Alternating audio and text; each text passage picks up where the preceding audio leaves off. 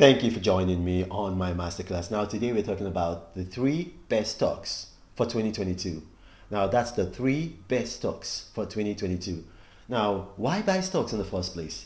If you buy stocks, you have the opportunity to make anywhere from between 8% return of investment per annum on your money to about 33% or even more. Like stocks, like they can earn you a lot of money.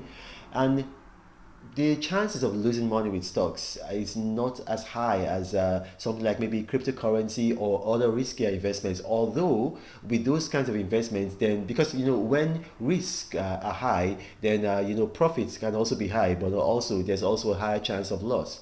But then you can hedge your risk by investing in the right stocks. And how do you know the right stocks to invest? You know the right stocks because the politics of world politics generally, and then things that are happening in the economy. So at any point in time, there's something called the S&P 500 index, which I've talked about in my previous videos. Now, there's only so much they can do. The S&P 500, they don't as much as project the shares to buy based on happenings around the world. They just monitor the shares, and then they have like an index of the 500 largest. And yeah, they could give some kind of advice, counsel, but things happen. And then when you're an analyst, a researcher, you study data, you begin to understand the impact that those things will have on companies and corporations, and inevitably their shares. So without further ado, what are the best shares to buy in 2022? I actually said three. I'm going to give you more than three. Why I said three is I meant the areas. First of all, now we're talking about banking stocks and loan stocks. Now, what's happening? The Feds have signaled that they're going to raise rates. So they're definitely going to raise rates. It's not a maybe, it's going to happen. Now, the only issue is we don't know how many times they're going to raise rates. Somebody within the Feds, I think, gave some information to the Wall Street Journal that it's going to be about between 3 to 4 times. A lot of analysts are saying it's going to be 3 times. But then they're going to raise rates because of the inflation crisis in the US, the labor market crisis, and also the supply chain crisis. But especially because of the inflation crisis. They're going to raise rates. Now, when a lot of people hear this, they think that bank stocks are going to go higher, and then so they are rushing to buy bank stocks. But here's the thing, that is a mistake. It's a mistake because generally, when the Feds, when they raise rates, what happens is that mortgage rates go up. And then when mortgage rates go up, people start to default on their loans. You start to have more bad debts. And then just that's one aspect of it. Now another aspect of it is that people also are very, very hesitant to take loans. So generally, because that's the thing, the best predictor of future events is past events. In the past, what has happened when the Feds raise rates is that it has affected banks that are into mortgage lending very, very badly. So now in America, I saw somebody called himself an analyst. He was telling people, "Oh, rush and buy a Quicken Loan." That is a Rocket Corporation. Rocket Corporation, they own Quicken Loans, and Quicken Loans is the largest mortgage lender in America. I think they have a market share of about 370 billion. And if you take the next two people down, so that would be J.P. Morgan Chase, and I think would that be Wells Fargo. If you add what they do, it's not up to what Rocket Corporation does. So here's the thing: Rocket is going to, they're going to tank. We don't know how bad it's going to be, but this hike is going to affect them. Why? Because their loans are mostly in mortgages, and like I said, when the Feds raise rates, it's going to affect them seriously. They're going to have a lot of bad debt. They're going to have a lot of people not wanting to take loans. It's just going to affect them, and even if they don't have bad debt, they're going to have people that are about to default. People that would have to renegotiate. Now, it is true, yes, bank stocks are the way to go. But which bank stocks should you buy? Which bank stock should you buy? You should buy stocks of banks whose main loan category is not mortgage loans, but auto loans. Because auto loans traditionally and historically are not affected by the Fed rate hikes, they're not affected at it because auto loans are more they're more competitive. I'll give you a very good example now. In the United States, the average mortgage is about $411,000. $411,000. Now, in the United States also, the average auto loan for a new car is about $32,000. And then for a used car is about $26,000.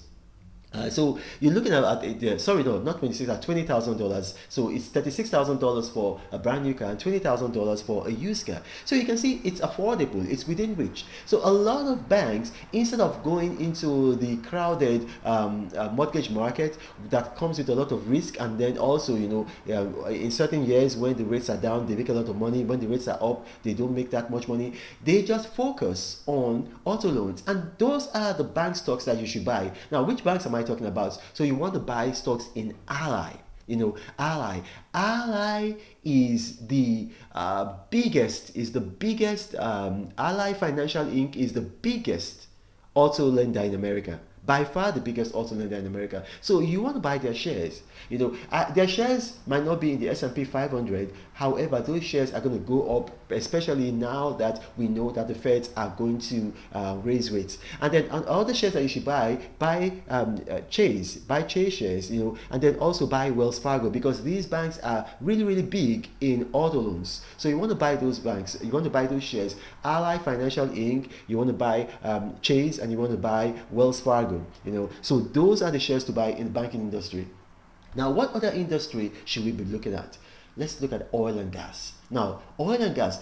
Right now, we're seeing prices for oil at just $90 and above, and we've not seen those kinds of prices since 2014. And then what people have been saying: oh, oil, is going to go down. They're becoming with all kinds of reasons because of what's happening in Europe. A lot of countries saying that they're going to go electric by 2024. Norway, Denmark, and then 2025 for France, and I think the UK is probably 2028. But here's the thing.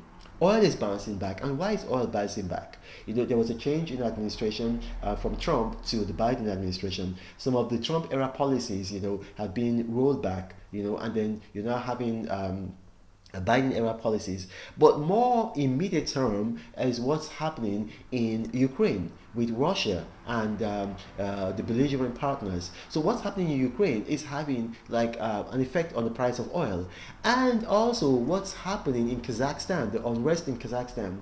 And then I don't know if you've seen what's happening with the Houthi rebels attacking the UAE, the United Arab Emirates. So it's having an effect. Now, how long this effect is going to last, I don't know. So it might be that these are stocks that you want to buy, and then you watch, and then you want to sell.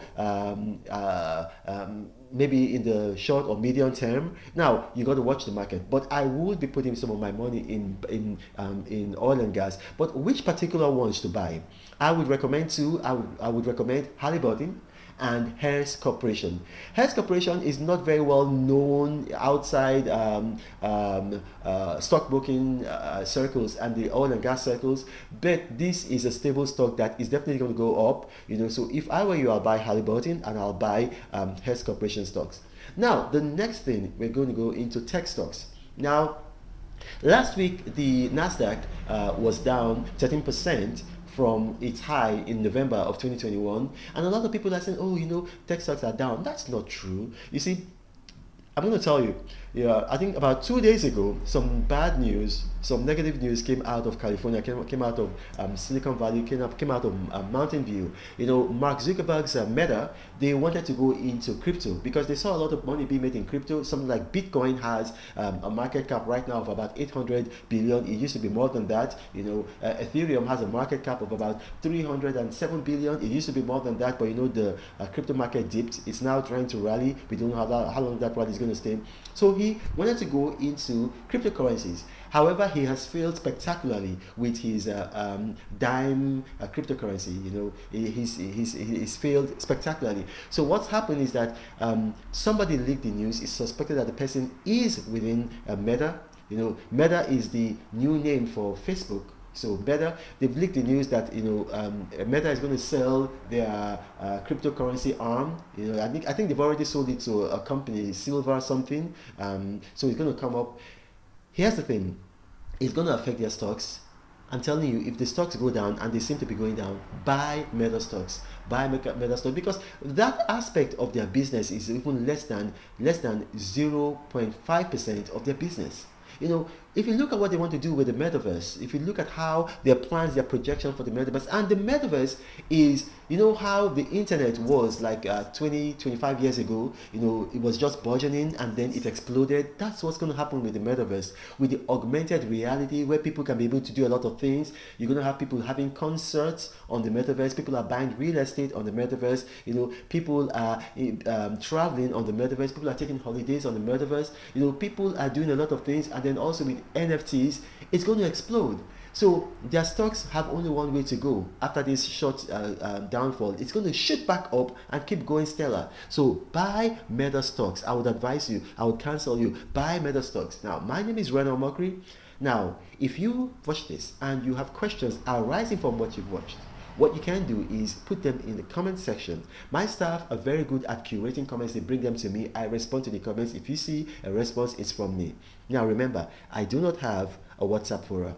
I do not have a Gmail email address. I do not have a Telegram channel. Scammers have seen that my videos tend to go viral, and what they do, they create fake YouTube profiles with my photo, and then they approach people in my comment section telling them, I will help you. WhatsApp, one-on-one guidance, guideline, helpline.